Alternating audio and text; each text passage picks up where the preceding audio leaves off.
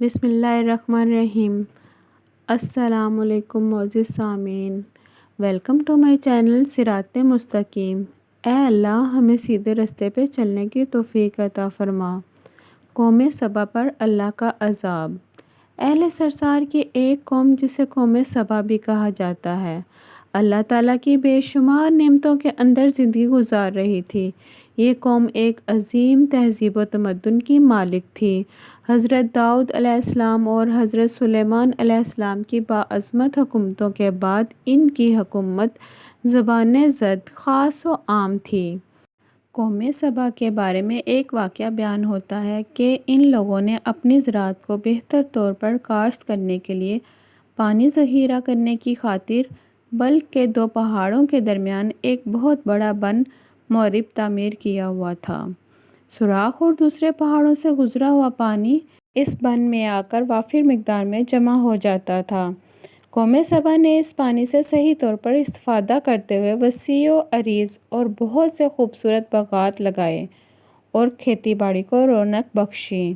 ان باغات کے درختوں کی شاخیں اس قدر پھلوں سے لدی ہوئی تھیں کہ کہتے ہیں کہ اگر کوئی شخص سر پر ٹوکری رکھ کر ان کے نیچے سے گزرتا تو پھل خود بخود ٹوکری میں گرنا شروع ہو جاتے اور قلیل مدت میں ٹوکری تازہ پھلوں سے بھر جاتی۔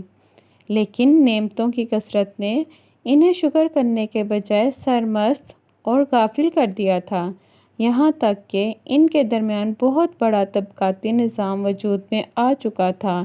ان میں سے صاحب اقتدار لوگوں نے کمزوروں اور ضعیفوں کا خون چوسنا شروع کر رکھا تھا، یہاں تک کہ ان لوگوں نے خدا سے ایک احمقانہ التماس کیا جس کا ذکر سورہ سبا کی آیت نمبر 19 میں ملتا ہے۔ انہوں نے کہا، خدایا ہمارے سفروں کے درمیان فاصلہ زیادہ کر دے۔ انہوں نے اللہ تعالیٰ سے یہ التماس اس لیے کیا تاکہ غریبوں، بے نوا لوگوں، امراء اور ثروت مند ان کے ہمراہ سفر نہ کریں۔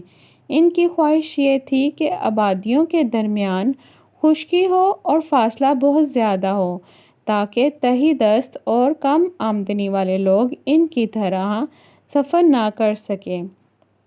اللہ تعالیٰ نے ان مغرور پیٹ کے پجاریوں پر اپنا غضب نازل کیا۔ بعض روایتوں کے مطابق ان مغرور لوگوں کی آنکھوں سے دور صحرائی چوہوں نے مورب نامی بند کی دیواروں پر حملہ کر کے انہیں اندر سے کھوکھلا کر دیا۔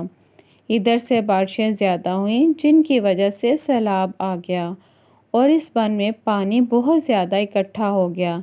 اچانک بند کی دیواریں ٹوٹیں، اس سے ایک بہت بڑا سیلاب آیا جس میں تمام دیہات، آبادیاں، مال مویشی، باغات، کھیتیاں، ان کے محل اور گھر پانی میں غرق ہو کر نابود ہو گئے۔ ان کے باغات اور زراعت میں سے صرف بیری کے درخت اور کچھ جھاڑیاں بچی تھیں۔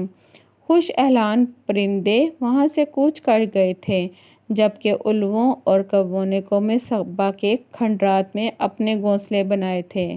اس بات کا ذکر سورہ سبا کی آیت نمبر 15 اور 16 میں ملتا ہے اور آخر میں سورہ سبا کی آیت نمبر 17 میں۔